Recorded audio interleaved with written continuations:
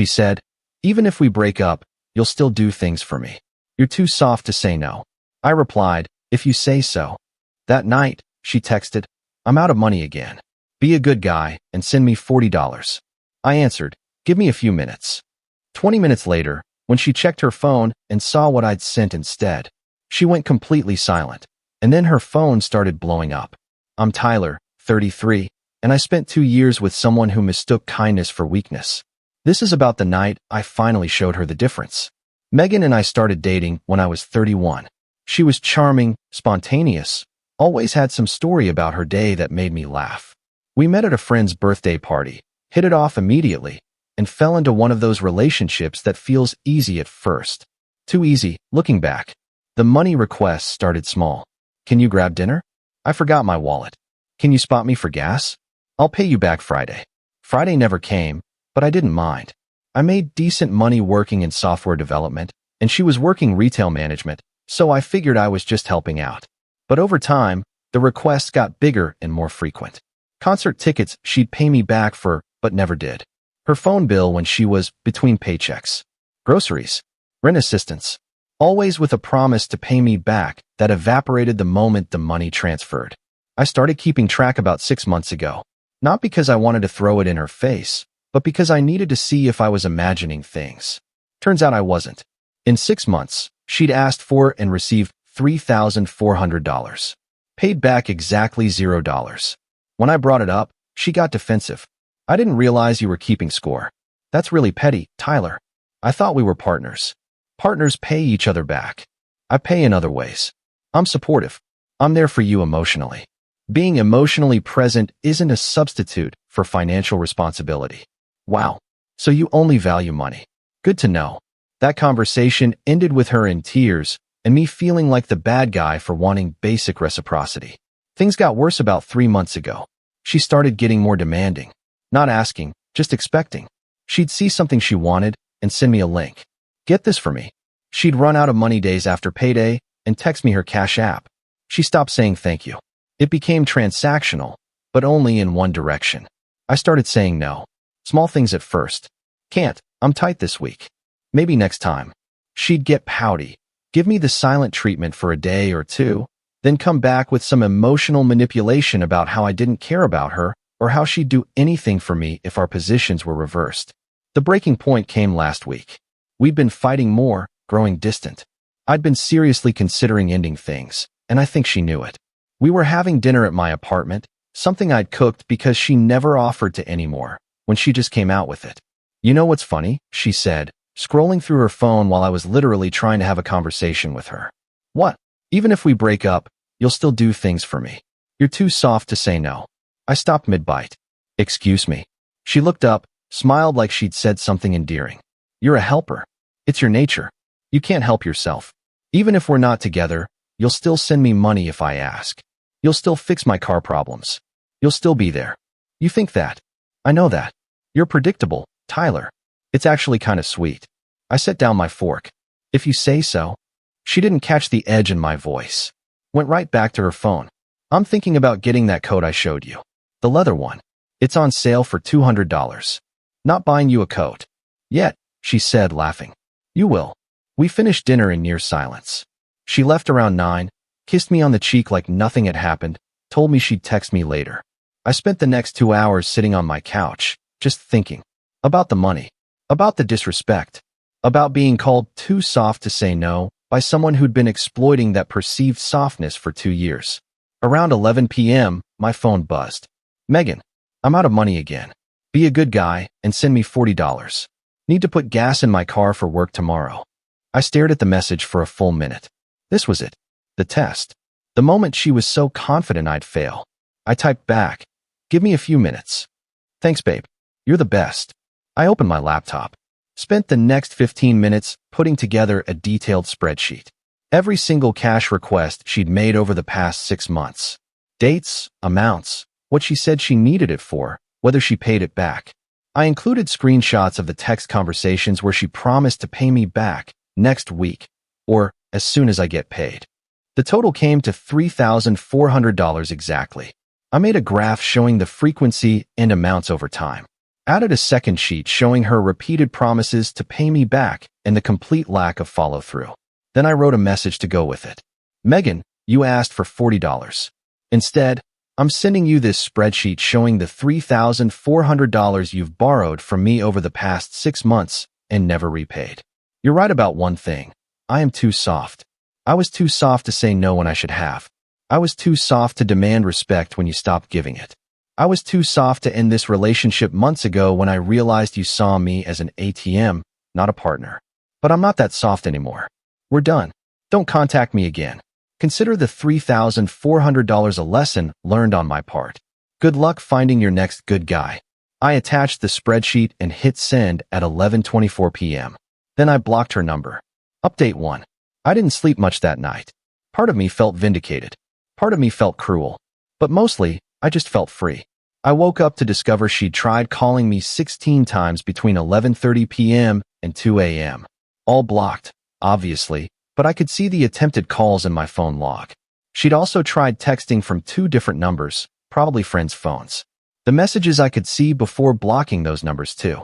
This is psychotic. You're seriously breaking up with me over text? Call me now? I can't believe you'd embarrass me like this. Around 8 a.m., my phone rang from a number I didn't recognize. I answered, thinking it might be work. Tyler? It's Jess, Megan's sister. I almost hung up. Hey Jess, what's up? Megan's losing her mind. She showed me what you sent her. That spreadsheet. Okay.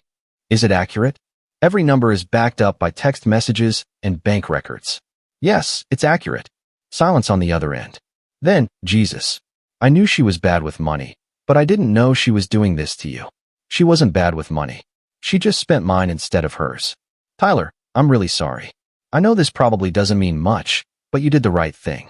She's been calling everyone crying about how cruel you are, but when I saw those numbers, that's not okay. That's financial abuse. I hadn't thought of it in those terms, but hearing someone else say it made something click. Thanks, Jess. I appreciate that. She wants to talk to you. She says she'll pay you back. She won't. She never intended to. Tell her I'm not interested in talking. We're done. I figured you'd say that. I'll tell her. And Tyler? Find someone who appreciates you. My sister clearly didn't. That conversation helped more than I expected. Around noon, I got an email. Megan had found another way to contact me. The email was long, rambling, alternating between apologies and accusations. I'm sorry I took you for granted, but you were always so willing to help. How was I supposed to know you were keeping track like some kind of accountant? That's so cold and calculated. I thought we loved each other. I thought you'd be there for me no matter what. I can't believe you'd throw away 2 years over money. I deleted it without finishing. Update 2. Over the next few days, the full story started coming together through mutual friends. Apparently, Megan had been showing people the spreadsheet, trying to paint me as vindictive and cruel. It backfired spectacularly. Most people's reaction was similar to Jess's. Shock at the amount, shock at the frequency, shock that she'd never paid any of it back. A few people who'd been Team Megan initially changed their minds when they saw the actual data. One friend, Marcus, called me 3 days after the breakup. Dude, I need to tell you something. Okay. Megan tried to borrow $60 from me last night. Said her ex-boyfriend cut her off, and she was desperate. I said no, and she got really mad. Called me a bad friend. She tried to borrow from you? Yeah. And apparently I'm not the only one. She hit up at least 4 people in our friend group. Described you as controlling with money, and said you abandoned her when she needed help most. I laughed. Couldn't help it. She's describing asking me for $40 as me abandoning her when she needed help? That's what I said. The amount of disconnect is insane. Anyway, I wanted you to know people are seeing through it. Most people are on your side. I'm not trying to have people take sides. I know. But for what it's worth, you handled this better than most people would have. That spreadsheet was cold, but it was also honest. You didn't yell, didn't trash her publicly, just laid out facts. That takes restraint. A week after the breakup, Megan tried one more approach. She sent a money request through Cash App, $40. The exact amount she'd asked for the night we broke up. The note said, "You said you'd send this. Be a man of your word." I declined the request and sent back 1 cent with the note. "This is all the consideration your request deserves. Don't contact me again." She didn't. Final update. It's been 2 months now. I've heard through the grapevine that Megan's struggling financially. Turns out when you rely on other people to subsidize your lifestyle instead of living within your means, losing access to those people creates problems. She moved back in with her parents. Got fired from her retail management job for some attendance issue. Last I heard, she's working part-time somewhere and complaining on social media about how hard life is for people who've been betrayed by those they trusted. The irony is completely lost on her. As for me, I'm doing great. That $3,400 I wrote off. I made it back in a month just by not having someone constantly draining my accounts. Turns out I have a lot more disposable income when I'm not funding someone else's lifestyle. I'm not dating yet. Taking time to figure out how I let things get that bad, how I ignored red flags for so long, how I confused being generous with being used. Therapy's helping with that. The spreadsheet incident has become somewhat legendary in our friend circle. People joke about getting tired when someone calls out their behavior with receipts. I don't love being a cautionary tale, but I don't hate it either. A few weeks ago, I ran into Megan at a grocery store. She saw me, turned around, and walked the other way. Didn't try to talk, didn't make a scene. Just avoided me completely. Good. That's exactly what I wanted.